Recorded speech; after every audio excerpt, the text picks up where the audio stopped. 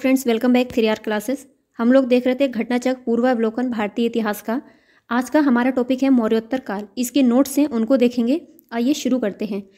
रुद्रदामन 130 से 150 ईस्वी का जूनागढ़ अभिलेख गुजरात में गिरनार पर्वत पर प्राप्त हुआ है। ब्राह्मी लिपि में उत्कीर्ण संस्कृत भाषा का ये अभिलेख अब तक प्राप्त संस्कृत अभिलेखों में सर्वाधिक प्राचीन है। इस अभिलेख में संस्कृत काव्य शैली का प्राचीनतम नमूना प्राप्त होता है। इसमें रुद्रदामन की वंशावली, विजयों, शासन, व्यक्तित्व आदि पर सुंदर प्रकाश डाला गया है। इस अभिलेख का मुख्य उद्देश्य सुदर्शन झील के बांध के पुनर्निर्माण का विवरण सुरक्षित करना था। यह क्वेश्चन पूछा गया है कि सुदर्शन झील का पुनर्निर्माण किसने कराया था। राइट आंसर हमारा इसका होगा रुद्रदामन फर्स्ट ने। कुजुल कड़फिसेस लगभग 45 से 85 ईस्वी ने भारत में सर्वप्रथम पश्चिमोत्तर प्रदेश पर अधिकार कर लिया। इसने केवल तांबे के सिक्के जारी किए। उसके सिक्कों पर धर्मधिधस तथा धर्मार्थित धर्म में स्थित उत्कीर्ण है। सर्वप्रथम विम कड़फिसेस के काल में ही भारत में कुषाण सत्ता स्थापित हुई थी। विम कड़फिसेस ने स्वर्ण एवं तांबे के सिक्के चलाए। शिव, त्रिशूल तथा नंदी की आकृति इसके सिक्कों पर मिलती हैं। इसने महेश्वर नामक उपाधि धारण की थी। किसने? विम कड़फिसेस ने। उत्तर पश्चिम भारत में स्वर्ण सिक्कों का प्रचलन इंडो ग्रीक राजाओं ने कराया गया था। मोस्ट इंपॉर्टेंट क्वेश्चन है, ये बहुत बार हर एग्जाम में पूछा जाता है कि सबसे पहले भारत में स्वर्ण सिक्कों का प्रचलन किसने कराया था? इंडो ग्रीक या हिंद यवन राजाओं ने। जबकि इन्हें नियमित एवं पूर्ण रूप से प्रचलित कराने का श्रेय कुषाण शासकों को जाता है। कुषाण शासकों ने स्वर्ण एवं ताम्र दोनों ही प्रकार के सिक्कों को व्यापक पैमाने पर प्रचलित किया था। कुषाण शासकों के विम कड़फिसेस ने सर्वप्रथम सोने के सिक्के जारी किए थे। कुषाण शासक कनिष्क के सिक्कों पर बुद्ध का अंकन मिलता है। योद्धे का प्रमाण पुराण, अष्टाध्यायी तथा व्रत संहिता आदि इत्यादि ग्रंथों से प्राप्त होता है। इनका साम्राज्य दक्षिण पूर्वी पंजाब तथा राजस्थान के बीच था। इनके सिक्कों पर कार्तिकेय का अंकन मिलता है। गाइस, क्लास अगर पसंद आ रही हो तो प्लीज़ इसको लाइक एंड शेयर करिएगा। चैनल पर नए हो तो प्लीज़ सब्सक्राइब करिएगा। हिस्ट्री माना कि पढ़ने में थोड़ी बोरिंग लगती है, लेकिन ये बहुत इंपॉर्टेंट है हर एग्जाम के लिए। कनिष्क के सारनाथ बौद्ध अभिलेख की तिथि 81 ईस्वी है। ये प्रतिमा मथुरा से लाकर कनिष्क के राज्यारोहण 78 ईस्वी के तीसरे वर्ष सारनाथ में स्थापित की गई थी। कनिष्क के रब्तक अभिलेख में 4 शहरों के नाम का उल्लेख मिलता है। यह है साकेत, कौशाम्बी, पाटलिपुत्र और चंपा। जैन ग्रंथों के अनुसार विक्रमादित्य 57 ईसा पूर्व के उत्तराधिकारी को 135 विक्रम संवत में शकों ने पराजित कर उसके उपलक्ष्य में शक संवत चलाया था। इस प्रकार इसकी प्रारंभिक तिथि 135 - 57 बराबर 78 ईस्वी आती है। ये 78 ईस्वी क्या आती है? शक संवत आती है 78 ईस्वी, और जो विक्रम संवत होती है वो है 57। अधिकांश इतिहासकारों ने कुषाण शासक कनिष्क को इसका प्रवर्तक माना है। वर्तमान में तिथि एवं वर्ष के लिए ग्रेगोरियन कैलेंडर का प्रयोग किया जाता है, जो विश्वव्यापी है। वर्तमान कैलेंडर में 57 जोड़ देने पर विक्रम संवत प्रारंभ 57 ईसा पूर्व तथा 78 घटा देने पर शक संवत प्रारंभ 78 ईस्वी प्राप्त होता है। चैत्र भारतीय राष्ट्रीय पंचांग का प्रथम माह होता है। विक्रम संवत के 2 अन्य नाम भी मिलते हैं, कृत संवत तथा मालव संवत। भारत में राष्ट्रीय कैलेंडर के रूप में शक संवत को अपनाया गया है। ये भी बहुत बार पूछा हुआ क्वेश्चन है। अश्वघोष कनिष्क के राजकवि थे। सौंदरानंद, बुद्धचरित और सारीपुत्र प्रकरण इनकी प्रमुख रचनाएं हैं। बुद्धचरित तो लोग पढ़ लेते हैं, लेकिन दोनों सौंदरानंद और सारीपुत्र प्रकरण को भूल जाते हैं, इसलिए इनको भी याद रखना है। ये भी अश्वघोष की रचनाएं हैं। वसुमित्र भी कनिष्क के आश्रित विद्वान थे। इन्होंने चौथी बौद्ध संगति की अध्यक्षता की थी। अश्वघोष, नागार्जुन, पार्श तथा चरक ये चारों ही कनिष्क के दरबार से संबंधित थे। पतंजलि ने पाणिनि की अष्टाध्यायी पर महाभाष्य की रचना की थी। महर्षि पतंजलि शुंगकालीन विद्वान थे तथा इन्होंने ऐसे लोगों को शिष्य बनाया था जो बिना किसी अध्ययन के ही संस्कृत बोल सकते थे। कुषाण वंश के साम्राज्य की सीमाएं भारतीय उपमहाद्वीप से बाहर तक फैली थीं। इस वंश का महान शासक कौन था? कनिष्क, जिसकी सीमाएं उत्तर में चीन के तूफान एवं कश्मीर से लेकर दक्षिण में विंध्य पर्वत तथा पश्चिम में उत्तरी अफगानिस्तान से लेकर पूर्व में पूर्वी उत्तर प्रदेश एवं बिहार तक विस्तृत थीं।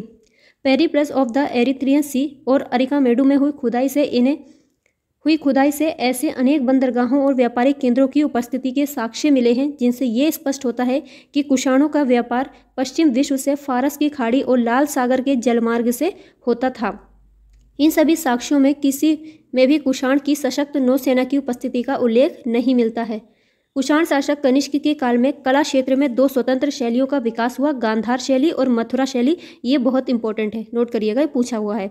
भारतीय और यूनानी आकृति की सम्मिश्रण शैली गांधार शैली है। इस कला शैली के प्रमुख संरक्षक शक एवं कुषाण थे। इस कला का विषय मात्र बौद्ध होने के कारण इसे यूनानी बौद्ध या इंडो ग्रीक या ग्रीको रोमन भी कहा जाता है। गांधार कला में सदैव हरित स्तरित या शिष्ट चट्टान का प्रयोग ही मूर्तियां बनाने के लिए किया जाता था। अफगानिस्तान का बामियान पहाड़ियों को काटकर बनवाई गई बुद्ध प्रतिमाओं के लिए प्रसिद्ध था। ये पूछा हुआ क्वेश्चन है। लेकिन अफगानिस्तान में तालिबान शासन ने इन बुद्ध प्रतिमाओं को नष्ट करवा दिया। कुषाण प्रथम शती में बाल विवाह की प्रथा प्रारंभ हुई। स्त्रियों में उपनयन की समाप्ति तथा बाल विवाह के प्रचलन ने उसे समाज में अत्यंत निम्न स्थिति में ला दिया। भारत में बाह्य आक्रमकों के कालों का सही कालानुक्रम है यूनानी 326 ईसा पूर्व सिकंदर महान, शक प्रथम शताब्दी ईसा पूर्व, कुषाण पहली शताब्दी ईस्वी। ईरानी शासक डेरियस प्रथम, इसका टाइम पीरियड था 522 से लेकर के 426 ईसा पूर्व ने सर्वप्रथम भारत के कुछ भागों को अपने अधीन किया था। हेरोडोट्स के अनुसार डेरियस प्रथम के साम्राज्य में संपूर्ण सिंधु घाटी का प्रदेश शामिल था तथा पूर्व की ओर इसका विस्तार राजपुताना के रेगिस्तान तक था। मीनांडर तथा उसके पुत्र स्ट्रैटो प्रथम के सिक्के मथुरा से मिले हैं। स्ट्रैटोपस ने शीशे के सिक्के जारी किए थे। इस हिंद यवन शासक का शासन 25 ईसा पूर्व से 10 ईसा ईस्वी तक माना जाता है। 184 ईसा पूर्व में पुष्यमित्र शुंग ने अंतिम मौर्य शासक वृद्धरथ की हत्या करके शुंग राजवंश की स्थापना की थी। कल ही हमने पढ़ा था मौर्य वंश का अंतिम शासक कौन था? वृद्धरथ। और इसकी हत्या करके पुष्यमित्र शुंग ने 184 ईसा पूर्व में शुंग वंश की स्थापना की थी। पुराणों के अनुसार पुष्यमित्र ने 36 वर्षों तक शासन किया। महर्षि पाणिनि ने शुंग वंश को भारद्वाज गोत्र का ब्राह्मण बताया है। अयोध्या के लेख से ज्ञात होता है कि पुष्यमित्र ने 2 अश्वमेध यज्ञ किए थे। पतंजलि पुष्यमित्र शुंग के पुरोहित थे। शुंग वंश का नवा शासक भागवत तथा भागभद्र था। इसके शासनकाल में तक्षशिला के यवन नरेश एंटियालकीडस का राजदूत हेलियोडोरस उसके विदिशा राज दरबार में उपस्थित हुआ था तथा हेलियोडोरस ने भागवत प्रथम ग्रहण किया तथा विदिशा बेसनगर में गरुण स्तंभ की स्थापना कर भागवत विष्णु की पूजा की। गरुण स्तंभ की स्थापना की थी। शुंग वंश का अंतिम राजा देवभूति था। इसको अपने अमात्य वासुदेव के षड्यंत्रों के द्वारा मार डाला गया था। वासुदेव ने जिस नवीन राजवंश की नींव डाली थी वे था कण्व या कण्वायन नाम से जाना जाता था। मौर्यों के बाद दक्षिण भारत में सबसे प्रभावशाली राज्य सातवाहनों का था। पुराणों में इस वंश के संस्थापक का नाम सिंधुक, सिमुक या शिप्रक दिया गया है, जिसने कण्व वंश के राजा सुशर्मा का वध करके अपना शासन स्थापित किया था। पुराणों में कुल 30 या 31 सातवाहन राजाओं के नाम मिलते हैं, जिनमें से सबसे लंबी सूची मत्स्य पुराण में 29 राजाओं की मिलती है।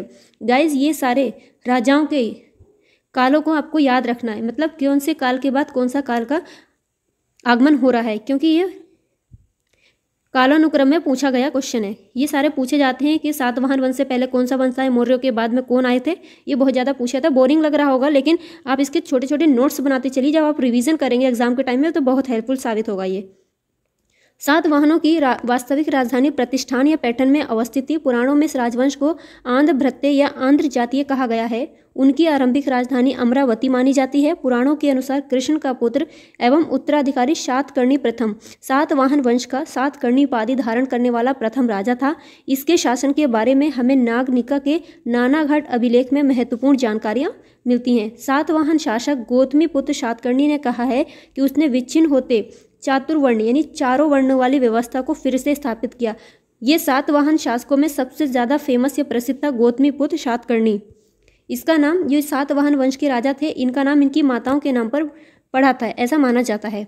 वर्ण संकर यानी वर्णों और जातियों के सम्मिश्रण को रोका, इसी कारण इसे वर्ण व्यवस्था का रक्षक कहा जाता है। किसको? गौतमी पुत्र सातकर्णी को।